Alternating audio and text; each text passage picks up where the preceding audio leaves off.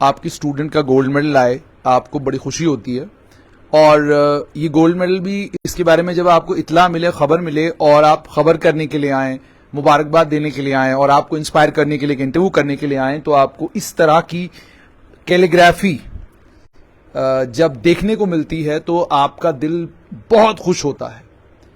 जो लोग मक्का मुअज़्ज़मा गए हैं उन लोगों को फौरन पहचान हो जाएगी कि ये जो कैलीग्राफी है, ये जो कुरान की आयत इस पर लिखी गई हैं, ये कुरान की आयत कौन सी हैं, इनमें क्या कुछ लिखा गया है।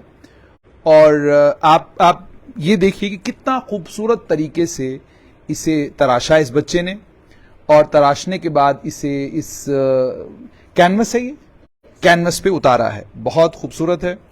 और ये एक नमूना है। और कुछ आपको दिखाते हैं। ये आप देखिए, कुल हु अल्लाहु अहद अल्लाहुस समद लम यलिद वलम यूलद वलम यकुल लहू कुफुवन अहद। ठीक है, ये भी कैलीग्राफी है। ये भी आप देखें, कमाल का हाथ है इस बच्ची का। और सबसे खास बात ये कि मेरी स्टूडेंट है, और स्टूडेंट भी तब जब ये 3rd में पढ़ती थी। ठीक है जी। उसके अलावा ये मस्जिद अक्सा की तस्वीर इस बच्ची ने बनाई है, बहुत खूबसूरत। और ये आज़ाद परिंदे हैं जो उड़ रहे हैं मस्जिद अक्सा के ऊपर, ये भी बहुत खूबसूरत है। उसके अलावा अगर एक और आपको इस बच्ची के हाथ का बनाया हुआ दिखाएं, महरीन रफीक के हाथ का, ये आप देख लें, ध्यान से देखें। अल्लाह मोहम्मद, उस 99 नेम्स, ये अल्लाह के 99 नाम है, ये अल्लाह ताला के 99 नाम है। अच्छा, हुवल्लाहुल वाहिदुल कहार, ठीक है ना। ये जी 99 नाम अल्लाह रब्बुल इज़्ज़त के। और कितने खूबसूरत तरीके से और कितने खूबसूरत खत में इस बच्ची ने इस कैनवस पे उतारा है। बहुत मेहनत और बहुत लगन का काम है जो इस बच्ची ने किया है। अब आप कहेंगे गोल्ड मेडल किस में मिला है, उस पर भी आएंगे, लेकिन ये मैं थोड़ा दोबारा से आपको दिखा दूं कि सबसे मुश्किल काम जो है वो ये है। सबसे मुश्किल काम ये देखिए, सबसे मुश्किल काम है ये। और इसमें सब कुछ लिखना और इन तमाम आयत करीमा को इसके ऊपर, इस कैनवस के ऊपर उतारना, और फिर इस बात का ख्याल रखना कि जबर कहाँ है, जेर कहाँ है, और इन तमाम चीजों का ख्याल रखना। मुझे लगता है कि ये अपने आप में कमाल है। जबर जेर का ख्याल रखना और तमाम चीजें, ये कमाल है। तो ये है जी महरीन शफी। मुलाकात करें महरीन रफीक। महरीन रफीक को लेकर 2 चीजें बताऊं। पहली बात तो ये कि ये 3rd में पढ़ा करती थी और मैं इसी मोहल्ले में रहता था, दलपतिया में। तो किराए के घर में हम लोग रहते थे। पिताजी भी साथ थे, पूरा परिवार साथ में था। तो तब ये छोटे छोटे बच्चे होते थे तो मेरे पास पढ़ने के लिए आते थे। अब और उस वक्त मैं खुद भी पढ़ रहा था। तो उस समय के बाद एक लंबा वक्त हुआ, कभी इनसे मुलाकात नहीं हुई। और ये इनकी दूसरी बहन है, छोटी बहन है, ठीक, बड़ी बहन है, माफ कीजिएगा। तो ये इन्हें भी देख लें, ये भी तब मेरे पास पढ़ा करते थे। तो ये है गोल्ड मेडल जो इस बच्ची को मिला है। और ये गोल्ड मेडल इसको किसमें मिला है वो सुनकर आपको और खुशी होगी। गोल्ड मेडल मिला है इन्हें, इनकी फर्स्ट पोजीशन आई है मास्टर्स इन बिजनेस एडमिनिस्ट्रेशन। तो बिजनेस स्टडीज में फर्स्ट पोजीशन 2019 का बैच है ये। 2019 के बैच में इनकी फर्स्ट पोजीशन आई। और ये गोल्ड मेडल कल जो 58वां कॉन्वोकेशन हुआ जम्मू यूनिवर्सिटी का, उस कॉन्वोकेशन में महरीन रफीक को यूनिवर्सिटी ऑफ जम्मू ने कल ये गोल्ड मेडल दिया है। और बड़ा सजा के, बड़ा खूबसूरत सा ये गोल्ड मेडल था। इसमें हमने बाहर निकाल दिया इसको। महरीन, ये इसमें ऐसे रहता है, ये देखें जी, ये है गोल्ड मेडल। ये गोल्ड मेडल है महरीन का। और आइए महरीन से बातचीत करते हैं। और ये जो पिछले 15 साल का सफर था इसका, उस 15 साल के सफर पर इससे बात करते हैं। और मैं भी 15 साल के बाद मिल रहा हूं। तो महरीन, सबसे पहले तो बेटा आपको बहुत बहुत मुबारक इस चीज के लिए कि आपने MBA में टॉप किया है। पर ये जो अल्लाह ताला ने आपको हुनर दिया है, ये कहां से आया? जी, एक्चुअली अगर मैं बात करूं तो तभी जब से आप मुझे पढ़ाया करते थे। स्कूल टाइम में मैं शायद उतनी बड़ी बुक वर्म नहीं थी, बट मैं को करिकुलर एक्टिविटीज़ में बहुत ज़्यादा एक्टिव थी। और मेरा आर्ट एंड क्राफ्ट को लेके हमेशा से ही वो रुझाव आप समझ सकते हैं, वो रहा था। और पढ़ाई भी मेरी हो जाती थी, मोर देन एवरेज स्टूडेंट ही थी। 80s 90s में ही मार्क्स रहा करते थे, बट बुक वर्म में नहीं थी। को करिकुलर एक्टिविटीज़ में ही मैं एक्टिव थी। और कैलीग्राफी की बात करूं तो जब मेरी प्लेसमेंट हुई थी HDFC बैंक में, तो because of some reasons I left the organisation and then it clicked me कि मेरे को शायद कैलीग्राफी करनी चाहिए। मैं पेंटिंग किया करती थी बट ये फोटे नहीं था मेरा, बट मैंने ये स्टार्ट किया 2020 में। तो पेंटिंग मैंने सोचा एक अलग कुछ ट्राई करते हैं, तो तब से मैं कैलीग्राफी कर रही हूँ। कैलीग्राफी आप कर रही हैं। अब बात करते हैं पहले MBA के ऊपर, मास्टर्स इन बिजनेस एडमिनिस्ट्रेशन, और उसमें फर्स्ट पोजीशन लेना जम्मू यूनिवर्सिटी से बड़ा मुश्किल काम है। इस मुश्किल काम को आसान कैसे किया आपने? पहले तो मैं अगर बोलूं तो ये बहुत छोटी बात होगी, मतलब मेरे पेरेंट्स का इस चीज़ को, मतलब इस अचीवमेंट में सबसे बड़ा हाथ मेरे पेरेंट्स का रहा है। क्योंकि जब मैंने MBA की जर्नी स्टार्ट की तो बहुत सारी ऐसी इमोशनल अप डाउन्स थे, बिकॉज पापा वॉज नॉट वेल। तो मुझे इनको ये फिक्र रहा करती थी क्योंकि हम अकेले रहा करते थे, एंड मुझे 15 किलोमीटर्स जाना पड़ता था। पहले मैं यहाँ से जीवल जाती थी, मेरी बस वहाँ पे आती थी, मैं पैदल जाया करती थी, फिर वहाँ से मुझे फिर वापस आना पड़ता था। तो उस चीज़ को, ताकि मुझे प्रॉब्लम ना हो, पापा की कीमोस चल रही थी एंड उन्होंने कुछ करके मुझे एक स्कूटी थी मेरे पास, बट वो ठीक नहीं थी, फिर मैं तभी पैदल जाया करती थी। फिर वो उस कीमो की हालत में मेरे पापा ने मेरे लिए एक नई स्कूटी ली ताकि मुझे वो प्रॉब्लम्स ना फेस करनी पड़े। तो सबसे बड़ा जो मतलब कंट्रीब्यूशन है वो मेरे पेरेंट्स का रहा है मेरी इस अचीवमेंट में। और दूसरी बात, अपने को लेके तो मैं तो हमेशा एंजॉय किया करती थी। जब भी मैं कॉलेज जाया करती थी मैं चाहती थी कि मेरा कोई दिन मिस ना हो, और मेरी टीचर्स का भी एक कांस्टेंट सपोर्ट रहा हमेशा से ही। मतलब पहले जब नया था सब कुछ, and with in a month और 2 उनको शायद मेरा वो कैलिबर समझ आ गया था, और जो भी चीज़ होती थी कॉलेज में, कोई एक्टिविटी है, कोई भी गेस्ट लेक्चर है, वो लोग हमेशा मुझे वो एक अपर हैंड देते थे। मैं उनकी भी बहुत ज़्यादा शुक्रगुजार हूँ, मेरी टीचर्स की। लेकिन आपने मेरी जब बात की, आपने कहा कि आपके डैड जो है वो एक, उन्हें क्या कहते हैं, एक तकलीफ से 2-4 होना पड़ा जिस समय वो बीमार थे, और दूसरी तरफ आप पढ़ रहे थे, और एक लड़की के तौर पे कितना मुश्किल था ये कि एक तरफ से आपके डैड जो हैं वो ठीक नहीं हैं, कंसिस्टेंटली आपके दिमाग में ये बात चल रही है कि डैड ठीक नहीं है, डैड ठीक नहीं है। वो कितनी बड़ी परेशानी थी और उसको कैसे काउंटर किया आपने? वो भी मैं बताती हूँ। मेरा फर्स्ट डे था, आई स्टिल रिमेम्बर। मेरे पास पैसे थे लंच करने के लिए, बट मैं लंच नहीं कर पाई, and I cried like anything. At the end of the day I was so helpless, but मैंने अब कभी अपने पेरेंट्स को वो शेयर नहीं किया क्योंकि ये लोग कीमोथेरेपीज में मतलब बिजी थे, और मैं नहीं चाहती थी कि इनको वो, मतलब इनका फोकस अभी वही रहना चाहिए। और उसके बाद हर दिन आई यूज टू क्राई, लेकिन किसी के सामने नहीं, क्योंकि मुझे वो दिखाना नहीं था किसी को। कॉलेज जाती थी, वहाँ पे जो भी कुछ होता था वो मैं हमेशा ऐसे करती थी कि जैसे मतलब किसी को लगे भी ना कि मैं कुछ फेस कर रही हूँ। बट कभी कभी टीचर्स को पता चल जाता था, वो भी हमारे मतलब पेरेंट्स के जैसे ही होते हैं। उन्होंने उस चीज़ में भी मेरा बहुत सपोर्ट किया। कौन सा कॉलेज था आपका? मेरा माइट कॉलेज था। माइट कॉलेज जी। और माइट कॉलेज के जो टीचर्स हैं, मतलब सादर धन्यवाद उनका भी कि उन्होंने आपको ये महसूस करवाया, नहीं होने दिया कि you are passing through a very bad phase. मुझे लगता है बहुत कमाल के टीचर्स हैं जो इस तरीके से अपने स्टूडेंट्स का ख्याल रखते हैं। जी बिल्कुल, अभी भी मुझे वो मेरे कांटेक्ट में है, मुझसे पूछते हैं कि कहीं पे कोई ज़रूरत तो नहीं है, कुछ तो नहीं है। तो वो अभी भी स्टिल, अभी मैं 2019 पास आउट हूँ, but they are still in touch with me. पूछते हैं कि ठीक है, नहीं है, कैसा है। और कल मेरे जो अभी तब तो वो प्रोफेसर थे वहाँ पे, अब वो HOD हैं, डॉक्टर अंकिता नंदा, वो अभी भी मुझे कांटेक्ट करते हैं। शी कॉन्ग्रेचुलेटेड मी येस्टरडे, और वो बहुत अच्छी एक फीलिंग देता है कि टीचर्स आपको अभी भी याद करते हैं। देखें, आपने सुना कि टीचर्स अभी भी याद करते हैं। मैंने उसके बाद 10th 12th में यूजुअली जो है जो गोल्ड मेडलिस्ट होते हैं, मैंने अक्सर, मेरा अपना भी एक्सपीरियंस यही है कि जो गोल्ड मेडलिस्ट यूनिवर्सिटी के लेवल पे होते हैं ना, वो 10th और 12th के टॉपर नहीं होते। वो 10th और 12th में जो ठीक परसेंटेज, डिस्टिंक्शन ले ली, पास हो गए इस तरीके से, लेकिन फिर कॉलेज से वो एकदम से वो उनका राइज शुरू हो जाता है, और फिर वो यूनिवर्सिटी लेवल पे जो है सबको पछाड़ते हुए आगे निकल जाते हैं। अगर मैं 10th और 12th की बात करूं तो मेरे 10th में भी 91% थे और 12th में भी 91% थे।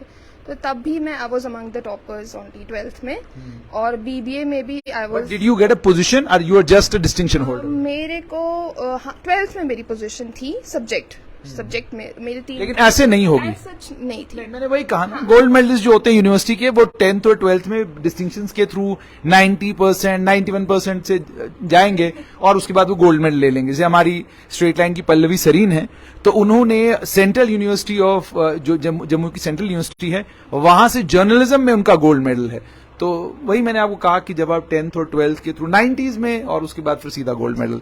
तो अच्छा, मुझे आप ये बताइए कि ये जो अल्लाह ताला ने आपको हुनर दिया है, ये तो खुदा की मतलब बहुत बड़ी मेहरबानी है आपके ऊपर के कुरान अपने हाथों से इतना खूबसूरत लिखना, ये मुझे लगता है कि अल्लाह ताला जो है ये किसी किसी को बख्शता है। ये जैसे कुरान की समझ अल्लाह किसी किसी को बख्शता है और वो कुरान की तफसीर लिख लेता है, ठीक है। तो ये कहां से, आप तो पेंट कर सकते थे, दुनिया पेंट कर सकते हो, चरिंद परिंद पेंट कर सकते हो, को पहाड़ नदियां वो सब पेंट कर सकते हो, तो इसकी तरफ खास तौर पर मेरे को लगता है कि I am the chosen one, क्योंकि अल्लाह अपने बंदे चुनते हैं। मतलब अगर मेरे को सजदे का तौफीक मिल रहा है तो वो मेरे को नहीं मिल रहा है, वो अल्लाह मुझे दे रहे हैं। वैसे ही ये तौफीक मुझे अल्लाह ने दी। जैसे कि मैं आपको बता रही हूँ कि मैं छोटे होते ही पेंटिंग, आर्ट एंड क्राफ्ट किया करती थी। MBA के टाइम पे भी आई वॉज अ फ्रीलांसर। मैं हैंडमेड गिफ्ट्स का काम भी किया करती थी साथ साथ में, जब मैं MBA कर रही थी। I use to come by 5 and 5 बजे से लेकर रात के 1 बजे तक मैं अपने ऑर्डर्स पे काम किया करती थी, एंड देन फिर से वो सर्कल सुबह स्टार्ट होता था। मुझे कुछ लोग बोला करते थे, कुछ कजन्स, कि तू पागल हो चुकी है क्या, मतलब इतना क्या है, बट वो मेरा पैशन था। एंड जैसे मैंने बोला कि मैं काम कर रही थी जब HDFC में, तो उसके बाद मुझे एक ब्रेक लेना था। तो फिर अचानक से ये अल्लाह ताला ने मुझे ये गाइडेंस दी कि मुझे ये भी ट्राई करना चाहिए, क्योंकि मैं ऐसे तो कैनवस पे पेंटिंग किया करती थी बट कैलीग्राफी नहीं किया करती थी। तो 2020 से मैंने ये स्टार्ट किया, और फिर जब मैंने पहली कैलीग्राफी की होगी तो सब बहुत खुश थे, उनको वो अच्छी लगी, वो पहला अटेम्प्ट था मेरा। तो फिर जैसे मेरी बड़ी बहन है, उन्होंने मुझे बोला कि इसी में करो, मतलब if you left the job तो तुम खुद एक जॉब जनरेटर बनो, तुम इससे भी काम कर सकती हो। तो मैंने ये करना स्टार्ट कर दिया। अच्छा, आपने कैलीग्राफी करना शुरू किया। मैं दोबारा से आपको दिखाना चाहूंगा, बहुत खूबसूरत है, बहुत प्यारा, मुझे खुद बहुत प्यारा लग रहा है कि इसे देखकर जो है इंसान को मन बड़ा गदगद होता है कि इस तरह का इतना खूबसूरत तरीके से, इतने खूबसूरत तरीके से ये लिखावट और ये सब चीजें, ठीक है, बहुत खूबसूरत है जी। तो अब आगे का प्रोग्राम क्या है? अक्सर व बेशतर हमारे घरों में और हमारे जिस माशरे से हम लोग ताल्लुक रखते हैं, यहाँ पर प्रोग्राम ये होता है कि ग्रेजुएशन के बाद शादी का प्रोग्राम होता है, पोस्ट ग्रेजुएशन के बाद शादी का प्रोग्राम होता है। ये अब गोल्ड मेडल आ चुका है, ठीक है, तो इसके बाद का प्रोग्राम क्या है? क्या कोई प्रोग्रेसिव प्रोग्राम है, या फिर अब तय हो गया कि जनाब अब तो फिलहाल कोई ढूंढना है? और ऐसा तो कभी भी हमारे पेरेंट्स का ये माइंडसेट ही नहीं रहा। मुझे लगता है कि ये आउट ऑफ द बॉक्स है। इन्होंने हमें कभी नहीं बोला कि यही करना है या ये नहीं करना है। अगर मेरा पैशन किसी चीज़ को लेके है, दे ऑलवेज सपोर्टेड मी। और अभी आगे का ये चाहते हैं कि अगर मैं पढ़ना चाहती हूँ, मेरी वो अपनी मर्जी है, मैं पढ़ना चाहूँ तो मैं पढ़ सकती हूँ, मैं नहीं पढ़ना चाहूँ, मैं अपना पैशन को लेके आगे जाना चाहूँ, मेरे को पेरेंट्स की तरफ से या मेरी बड़ी बहन या घर वालों की तरफ से कोई ऐसा मतलब प्रेशर नहीं है। जो मैं करना चाहूँ मैं वो कर सकती हूँ। अच्छा, नहीं, लेकिन करना क्या है? अच्छा, अल्टीमेट गोल क्या है? अल्टीमेट गोल अभी फिलहाल के लिए I am just preparing for civils. अभी जस्ट 1 महीने पहले से मैंने ये सोचा कि मुझे करना चाहिए। तो क्योंकि कॉन्टिन्यूसली मुझे सब ने बोला, मतलब मेरे मामू हैं, उन्होंने बोला, मेरे पेरेंट्स ने बोला कि ऐसा कोई हमारी तरफ से कोई आपको वो होता है ऐसा, हम आपको जबर ये दिख रहा है कि आप कर सकते हो। ये ऐसे ही बोलते हैं, कहते हैं कि हमारी तरफ से वैसे कुछ नहीं है, लेकिन देखो अगर तुम एक IAS बन जाती हो तो बड़ा अच्छा रहेगा, और मतलब सिविल सर्विस करोगी, फलाने ने कर लिया वो तो बड़ा नालायक था, उसका हो गया, तुम्हारा क्यों नहीं हो सकता, इस तरह की होती है। तो इसलिए ऐसे तो मैं अगर बोलूँ तो 2020 से अभी तक मैं सिर्फ पेंटिंग्स में ही मेरा वो फोकस रहा है। मतलब मैंने किसी भी एग्जाम में कोई ट्राई नहीं किया।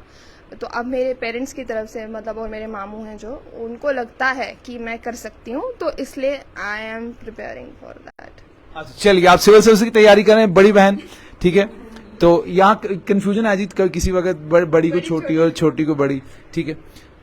वो दिन याद आ रहे जब मैं पढ़ाता था, ये आज ज्यादा खुशी है? नहीं, मुझे वो भी दिन याद है, कहते हैं ना आपकी बेस, आपका फाउंडेशन स्ट्रांग होना चाहिए। तो मैं आपको बहुत थैंक यू बोलना चाहूंगी, क्योंकि आपकी वजह से कहते हैं ना, अगर बच्चे का बेस स्ट्रांग होगा वो आगे अगर थोड़ा भी पढ़ेगा लेकिन उसके कॉन्सेप्ट्स बहुत क्लियर होंगे। मुझे अभी भी याद है आपका पहला दिन वो हमारे घर में आए थे हमें पढ़ाने के लिए, और बहुत आपका बहुत थैंकफुल हूँ मैं कि आपने हम दोनों को इतना अच्छा गाइड किया। और दूसरी बात है कि जॉब सब कर लेते हैं, पढ़ाई सब कर लेते हैं, बट जो मेरी बहन में टैलेंट है वो किसी के पास, मतलब रेयर है वो किसी के पास टैलेंट होगा। कोई मतलब कैलीग्राफी हाथ से लिखना, मतलब कोई जेर जबर कोई ऊपर नीचे हो गया वो तो हम गुनाह में आ जाएंगे ना, लेकिन ये सब चीजें करना तो मैं बोलती हूँ गॉड गिफ्टेड चाइल्ड है जो इतना अच्छा करती है। देखिए जी, बड़ी बहन छोटी बहन की तारीफ कर रही है, गॉड गिफ्टेड चाइल्ड है, अल्लाह ताला की तरफ से जो है नवाजा गया। नवाजता तो अल्लाह ही है, देखिए किसी को किसी हुनर में नवाजता है, मतलब हमें किसी को बोलने का हुनर दे रहा है और किसी को ये कमाल का काम करने का हुनर दे रहा है। अच्छा, मुझे ये बताइएगा कि पढ़ाकू है या लटरमस्त? पढ़ाकू नहीं है, बट जब ये पढ़ती है तो बहुत अच्छे से पढ़ती है। अच्छा, मतलब इंटेलिजेंट है, ब्राइट है। तो अब ये सिविल सर्विसेज करेगी या नहीं? अगर ये पूरी डेडिकेशन के साथ पढ़े तो बिल्कुल कर सकती है। अच्छा, ये बात तय है। इसका मतलब ये पूरा रिस्क लेके कह रही है अगर डेडिकेशन के साथ पढ़ेगी तो। डेडिकेशन के साथ पढ़ने का मतलब ये होगा कि डेडिकेशन के साथ पढ़ने के चांसेस जरा कम है। मतलब कि अगर इसको सिविल सर्विसेज क्रैक करनी है तो उसको फिर पूरा फोकस हमें सिविल सर्विसेज के एग्जाम्स में देना है।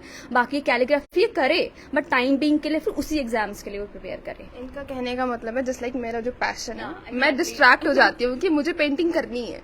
तो इनका कहने का मतलब है अभी पेंटिंग को थोड़ी ब्रेक दे दो, अगर तुम सिविल्स के लिए प्रिपेयर करना चाहते हो तो वो कर लो पहले।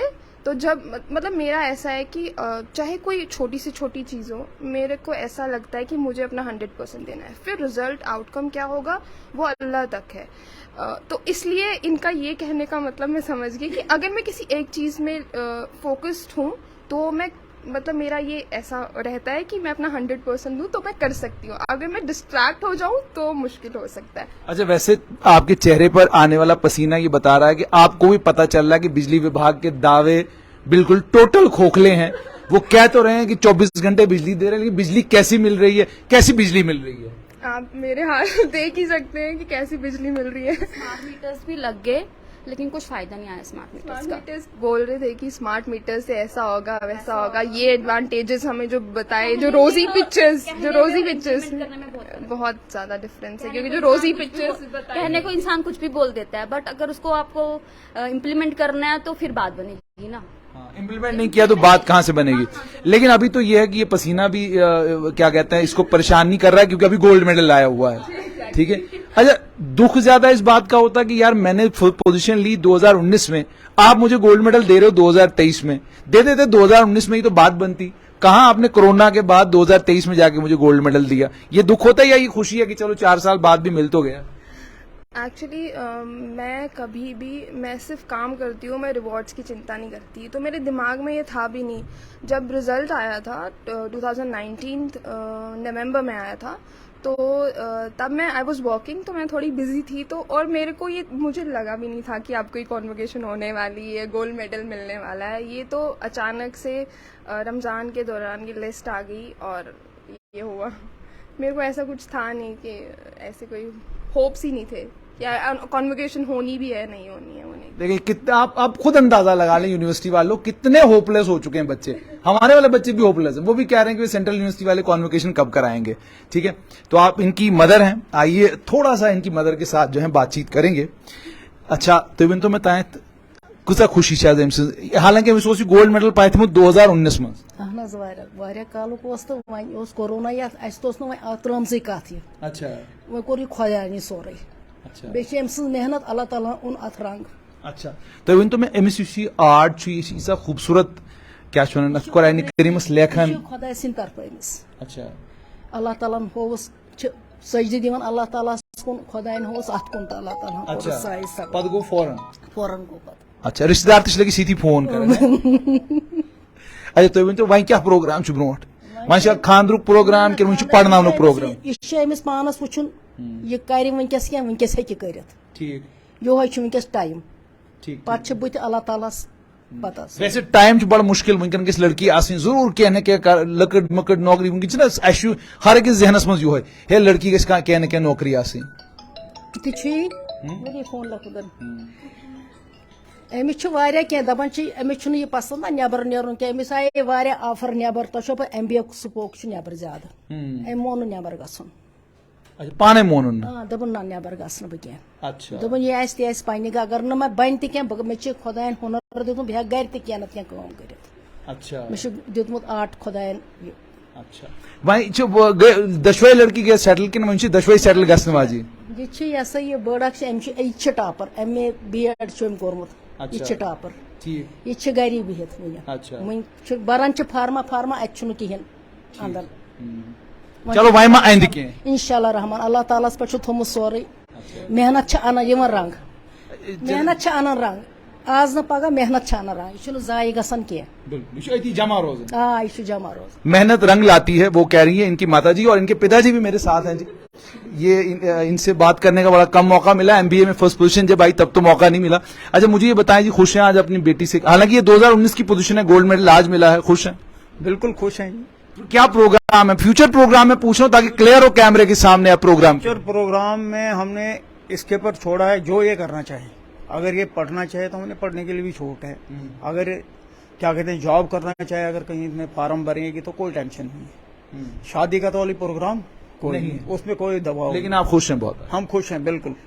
वैसे भी कहते हैं कि बेटियां जो होती हैं माँ के तो बड़े करीब होती हैं, लेकिन असल लाडली बाप की होती है। बाप के साथ ज्यादा होता है लगाव। अच्छा, बाप के साथ ज्यादा लगाव होता है, बाप के साथ बेटी का ज्यादा लगाव होता है। और उसके बाद ये भी कि अगर जी बेटी कोई अचीवमेंट बेटी की होती है ना, वो बाप को लगता है ये मेरी अचीवमेंट है। मैं ये रोज देखता हूँ, मेरे दाएं बाएं बड़े सारे बच्चे हैं, उनकी वो कोई भी अचीव करे ना तो उनके माँ तो बेचारी खुश होती है, लेकिन बाप लगता है कि उसको, वो कहता है यार ये तो मेरी।